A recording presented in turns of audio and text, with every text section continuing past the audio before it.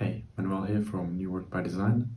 I just wrote a newsletter issue on Fairpay, and it's a pretty big topic, so there's a lot more to say about it than fits in a newsletter. So I want to add some additional points in this video. For research, I just quickly asked to start out with, of course, ChatGPT. What's your definition of fair pay? What are all the components?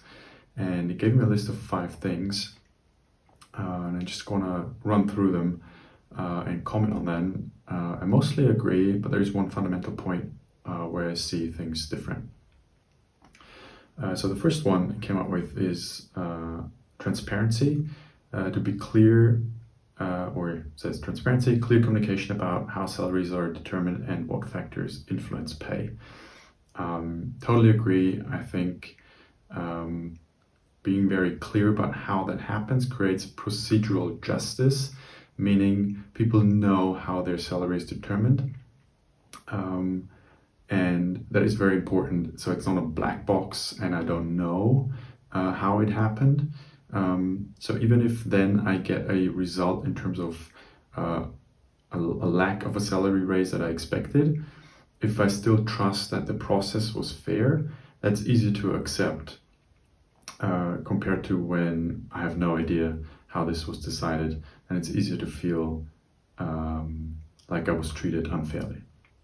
So transparency, totally agree. Second one is equity, ensuring employees with similar roles and experience levels receive comparable pay, regardless of gender, race, or other personal attributes.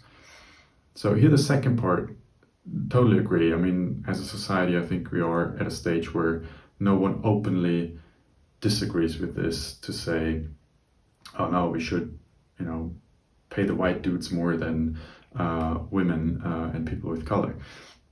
No one openly says that anymore. That doesn't mean that there isn't still bias towards that. Like we, just as humans, feel more close to people who are similar to us. So if I'm a white male, I will feel closer to other white males, and I see their behavior differently. That's just normal. That's bias. I think you can get around that with shaping your process in a certain way, where you get input from a diverse set of people and not just being evaluated by one person who might have a specific gender and religion and skin color. But where I disagree in this point is about people in similar roles and especially experience levels. I see many times, and you can make that choice, that the number of years I've worked with the company or in my specific expertise determines how much I can earn. And I think that is actually unfair.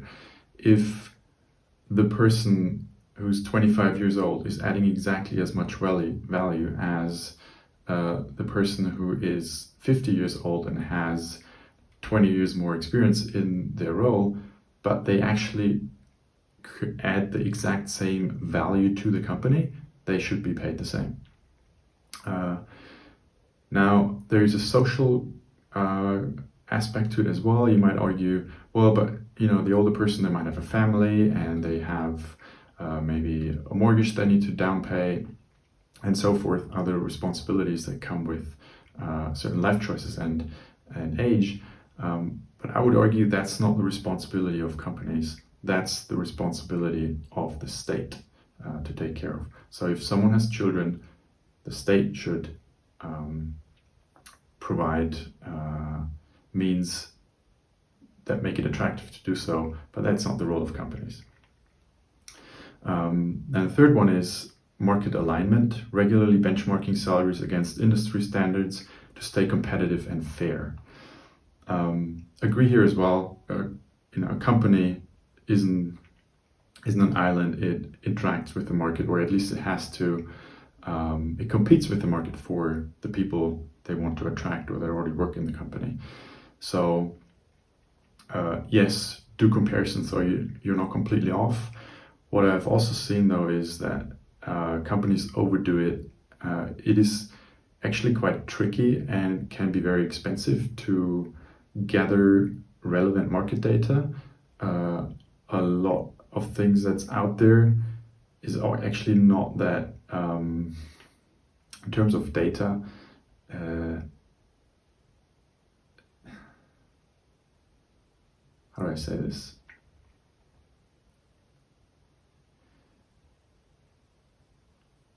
Like there's not enough data, or the roles that are described are slightly different. So it never exactly matches what you have internally. So it's hard to compare anyway. So my suggestion is to just keep it simple and actually also use your own hiring data, or the own data that you get from people who apply for your company. What are their expectations? And also compare your own salaries that you pay in the company with trusted other companies where you have connections. Then fourth one is performance-based, linking pay to performance, achievements, and contributions to the company while avoiding favoritism and bias. Totally agree. I think there are certain ways to set up the process, how you can get rid of it mostly. But more on that is in the newsletter, and that I'm going to link below, and also in my course. And then fifth one is consistency, applying the same principles and criteria across the organization to maintain fairness. Again, agree. Sometimes I've also seen, like I've worked in a company where there were people working on a website, like developers and designers, but there's also like an actual physical product being produced. So people working in an assembly line, and for them the process to be evaluated and even the criteria might be slightly different, or were different, but the overarching process and how it is done, meaning getting evaluations from the people you work with closely, having a council that takes these evaluations and interprets them and tries to find a fair ranking among all the people evaluated and pay them accordingly. That can still be the same, and I argue that should be the same across the company, because as I said earlier, that creates this procedural justice and this clarity. Oh, I know how this is done and it seems fair to me. All right, so that's all I wanted to say for this video on Fairpay. I hope this is useful. So if you like this content, like I said, I'm gonna link to this specific issue of the newsletter below. Check it out. Sign up if you like it. I also add illustrations and simple experiments that you can try immediately in your company. All right, have a good rest of your day.